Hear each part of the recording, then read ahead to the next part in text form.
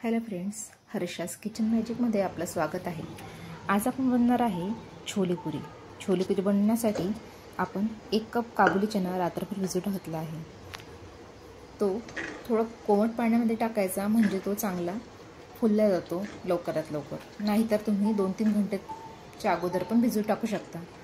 तो चना धुवून घ्यायचा आणि एका कुकरमध्ये काढायचा। कुकरमध्ये चना घ्यायचा, 2-3 लवंग, 4-5 मिरी आणि थोडं 2 कप पाणी टाकायचं। त्यामध्ये थोडं मीठ टाकायचं, अर्धा चम्मच मीठ टाकायचा आणि 2 तेजपत्त्याचे पाने टाकायचे। तो कुकर लावून घ्यायचा आणि त्याला किमान 4 ते 5 शिट्ट्या काढून घ्यायच्या, जेणेकरून चना हा व्यवस्थित शिजला जाणार आणि तो कडक राहणार नाही। आपण कुकरमध्येच मिरे, लवंग आणि तेजपत्ता टाकला आहे, कारण की ते कुकरमध्ये शिजताना चणे त्याच्यामध्ये ते फ्लेवर त्याचा उतरतो आणि चण्याची टेस्ट आणखी चांगली वाटते। आणि कुकर झाला की कुकर गार होऊ द्यायचा, की त्याला ओपन करायचं आणि ते चणे वेगळे आणि पाणी वेगळं करायचं। ते पाणी फेकायचं नाही, ते आपण ग्रेव्हीमध्ये यूज करणार आहे। एक मिक्सरचं लहान भांडं घ्यायचं, त्याच्यामध्ये 2 मोठे चिरलेले कांदे, 4-5 लसणाच्या पाकळ्या, अर्धा इंच अद्रक घालायचं आणि 2 टमाटर घालायचे त्याच्यामध्ये आणि ते बारीक करून घ्यायचं मिक्सरमध्ये, जेणेकरून आपण ग्रेव्हीमध्ये ते यूज करू शकू। त्याच्यानंतर एक कढई घ्यायची, गॅसवर ठेवायची ती, त्याच्यामध्ये 4 टेबलस्पून तेल टाकायचं।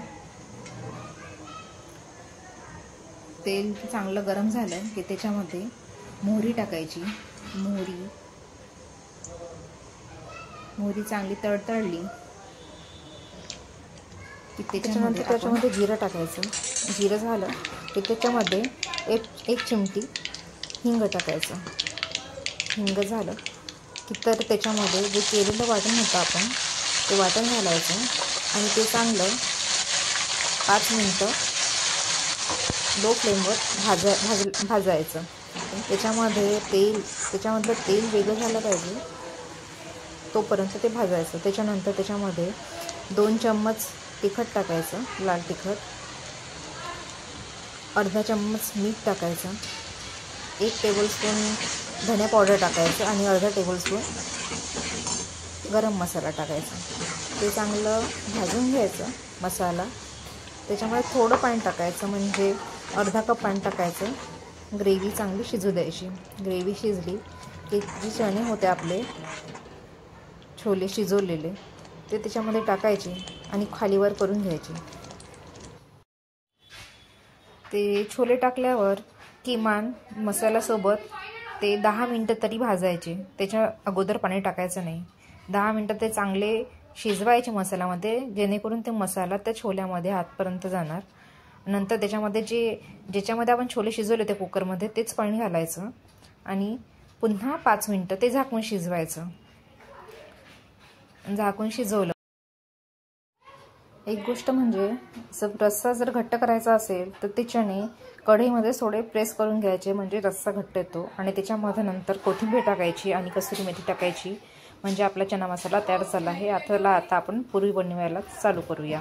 पुरी बनवायसाठी पहिले त्याचा डो बनवण्यासाठी 2 कप गव्हाचं पीठ घ्यायचं। त्याच्यामध्ये 1 चम्मच ओवा घालायचा आणि अर्धा चम्मच मीठ घालायचं आणि ते थोडं पाणी घालून चांगला सेमी सॉफ्ट डो बनवून घ्यायचा। त्याच्यामध्ये थोडी साखर टाकायची, म्हणजे पुरीचा कलर छान गोल्डन कलर येतो आणि ते दिसायला छान दिसते पुरी। पीठ छान व्यवस्थित मिक्स करून घ्यायचं पहिले, नंतर थोडं पाणी घालून त्याचा सॉफ्ट असा सेमी सॉफ्ट डो असा तयार करायचा आणि त्याच्यावर थोडं तेल टाकायचं आणि ते सॉफ्ट करून घ्यायचं, चिकन करून घ्यायचं पिठाला आणि ते झाकून 5 मिनिटासाठी रेस्ट ठेवायची। त्याला रेस्ट करायला ठेवायचं। चांगलं मळून घ्यायचं पहिले तेल लावल्यावर आणि ते 5 मिनिटासाठी ठेवायचं बाजूला झाकून। त्याच्यानंतर त्याचं 5 मिनिटानंतर एक गोळा घ्यायचा, छोटे गोळे करून घ्यायचे पहिले। एका साईडला तेल गरम करून ठेवायचं पहिले आणि छोट्या गोळ्यांची अशी जास्त पातळ नाही, जास्त जाड नाही, असं मीडियम जाडीची पुऱ्या लाटून घ्यायच्या पहिले. आणि तेलामध्ये टाकण्याच्या पहिले तेल चांगलं कडक करून घ्यायचं, नाही तर ते पुरी वातळ बनते. तुम्ही पाहू शकता आता पुरी किती छान टमटम फुगल्या आहे आणि कलर पण किती सुरेख आला आहे. अशाच पुऱ्या बनवून घ्यायच्या सर्व. आणि तुम्हाला माझं चॅनल आवडत असेल, रेसिपी आवडत असेल तर लाईक करा, सबस्क्राईब करायला विसरू नका चॅनलला. अशा पूर्ण सर्व पुऱ्या तळून घ्यायच्या आणि नंतर गरमागरम या पुऱ्या सर्व करून घ्यायच्या छोल्यासोबत. छोलेपुरी ही एकदम छान रेसिपी आहे. कोणी पाहुणे वगैरे आले तर त्यांना पण सुद्धा आवडेल, तुमच्या घरच्या लोकांना सुद्धा आवडेल. या एकदा नक्की बनवून पहा. ही रेसिपी एकदम टेस्टी आणि चवदार झाली आहे. एकदा नक्की बनवून पहा.